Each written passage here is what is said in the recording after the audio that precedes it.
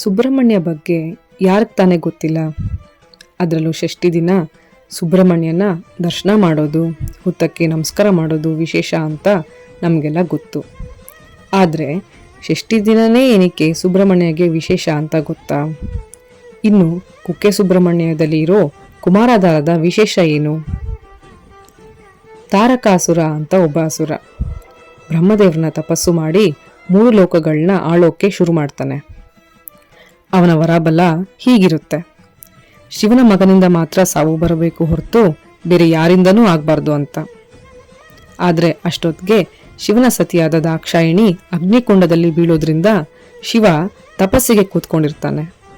ಈ ತಾರಕಾಸುರನ ಪ್ಲಾನ್ ಏನಿರುತ್ತೆ ಅಂದರೆ, ಹೆಂಗಿದ್ರೂ ಶಿವನ ಸತಿ ಇಲ್ಲ, ಸೊ ಹಾಗಾಗಿ ಅವನ ಮಕ್ಕಳು ಅಂತ ಕೂಡ ಯಾರೂ ಇಲ್ಲ, ಅದರಿಂದ ನನಗೆ ಸಾವೇ ಬರಲ್ಲ ಅಂತ. ಇಂಥ ಅಸುರರಿಗೆ ಈ ಥರ ತಲೆ ಓಡಬೇಕು ಅಂದರೆ ಇನ್ನು ದೇವತೆಗಳಿಗೆ ಕೇಳಬೇಕಾ? ಅಷ್ಟೊತ್ತಿಗೆ ಶಿವನ ಸತಿಯಾದ ದಾಕ್ಷಾಯಿಣಿ ಪಾರ್ವತಿಯಾಗಿ ಹುಟ್ಟಿ ಶಿವನ ಮದುವೆ ಆಗಿ ಕಾರ್ತಿಕೇಯ ಅಂದರೆ ಸುಬ್ರಹ್ಮಣ್ಯನ ಪಡಿತಾಳೆ. ಹುಟ್ಟಿದ ಈ ಸುಬ್ರಹ್ಮಣ್ಯಗೆ 6 ತಲೆಗಳು. ಹೀಗಾಗಿ ಕೂಡ ಸುಬ್ರಹ್ಮಣ್ಯಗೆ ಷಷ್ಠಿ ಅಂದರೆ ಮಾಸದಲ್ಲಿ 6ನೇ ದಿನ ವಿಶೇಷ. ಇನ್ನ ತಾರಕಾಸುರನ ಸಂಹಾರ ಮಾಡಕ್ಕೆ ಇಂದ್ರ ಸುಬ್ರಹ್ಮಣ್ಯನ ಸೇನಾಧಿಪತಿಯಾಗಿ ಮಾಡಿ ಹಾಲಿನ ದಾರೆ ಎರಿತಾರೆ. ಅದು ಕುಮಾರ ಪರ್ವತದ ಮೇಲೆ ಬಿದ್ದು ಅದೇ ಕುಮಾರಧಾರ ಆಗಿ ಹರಿಯೋದು. ಇನ್ನು ಸುಬ್ರಹ್ಮಣ್ಯ ಈ ತಾರಕಾಸುರ ಮತ್ತು ಅವನ ತಮ್ಮನಾದ ಸುರಪದ್ಮನ ಸಂಹಾರ ಮಾಡೋಕ್ಕೆ 6 ದಿನ ತಗೊಂಡ್ರು. ಇದರಿಂದನೂ ಸುಬ್ರಹ್ಮಣ್ಯಗೆ ಷಷ್ಠಿ ದಿನ ವಿಶೇಷ.